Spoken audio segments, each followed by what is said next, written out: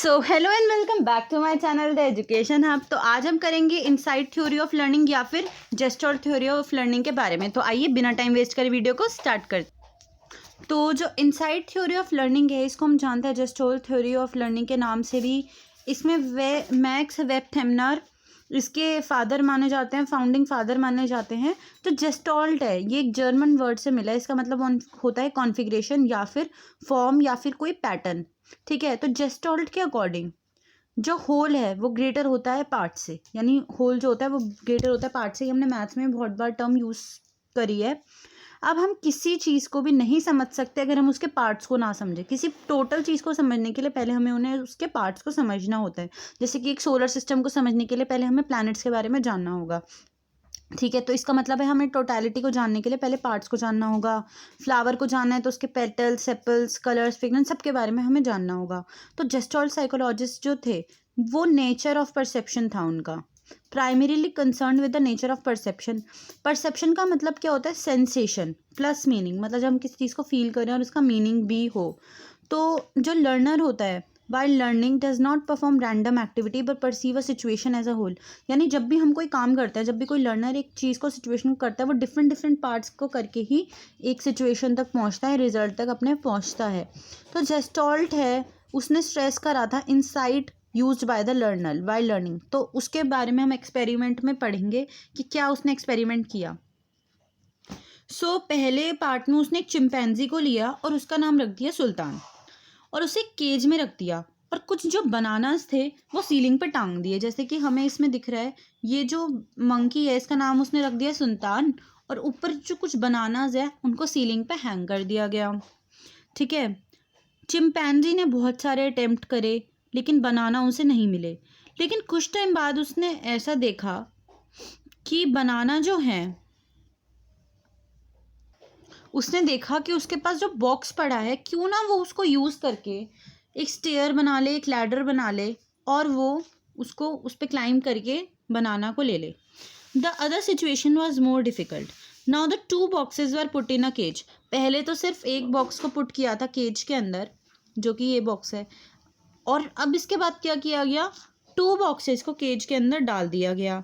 और सिचुएशन ऐसी थी कि अगर एक के ऊपर एक रखेंगे तभी बनानास मिलेंगे। तो सबसे पहले जो चिंपैंजी है उसने बॉक्स को यूज़ करा, लेकिन एक बॉक्स यूज़ करा लेकिन उसे बनानास नहीं मिले। फाइनली उस पर ध्यान गया दूसरे वाले बॉक्स के ऊपर।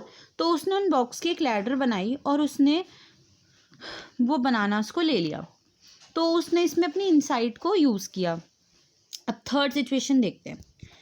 थर्ड सिचुएशन में मंकी को रखा, चिंपैंजी को रखा गया था केज में, और एक वहाँ पे स्टिक रख दी गई। ये देखिए स्टिक रख दी गई उस केज के अंदर।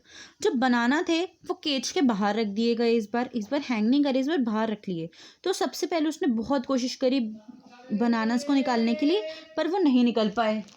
तो उसने क्या करा, उसने सारी सिचुएशन को देखा और एक आइडिया आया कि उसने स्टिक उठाई और बनानास मिल गए उसे।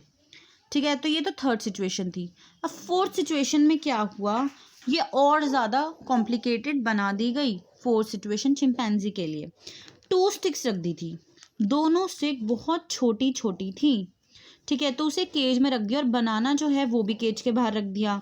स्टिक्स ऐसी थी कि अगर उनके लास्ट जॉइंट्स को हम जोड़ सकते हैं, तो इसलिए चिंपैंजी ने क्या करा, अपना इनसाइट लगाया और दोनों उसको जोड़ा। अब बाद में उसने पूरी सिचुएशन का आइडिया लिया और उसने क्या करा, स्टिक से उसको निकाल लिया। मैं 1 मिनट आपको पिक्चर दिखाती हूँ।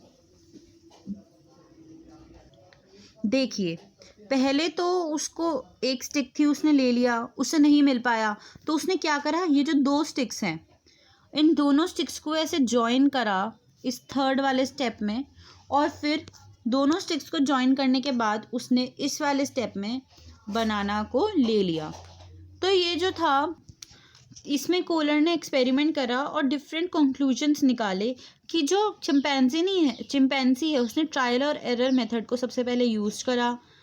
तो इससे हमें कुछ क्राइटेरिया मिलते हैं लर्निंग के। तो सबसे पहले देखते हैं, initial effort of insight is to trial and error method.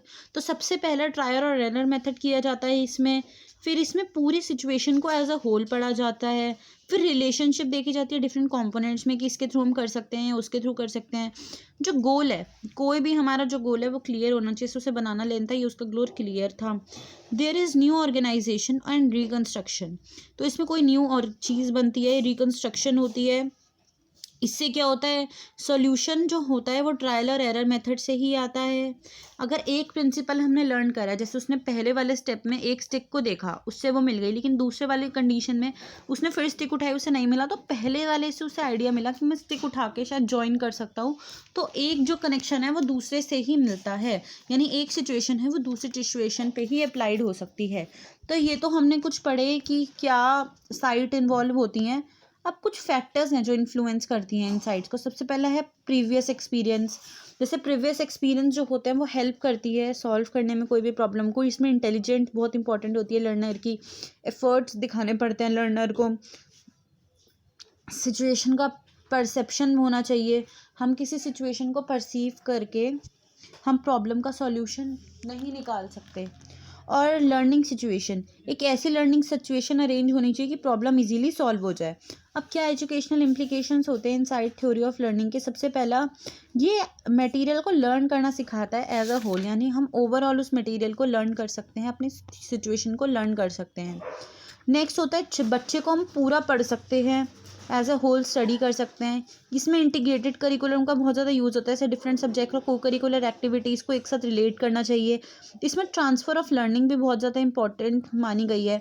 ऐसा मोटिवेशन की इंपॉर्टेंस बताई गई है कि अगर हम मोटिवेट करेंगे बच्चे को तो ही वो आगे बढ़ पाएगा। और इसमें प्रॉब्लम सॉल्विंग अप्रोच का बहुत ज़्यादा महत्वपूर्णता दिखाई गई है।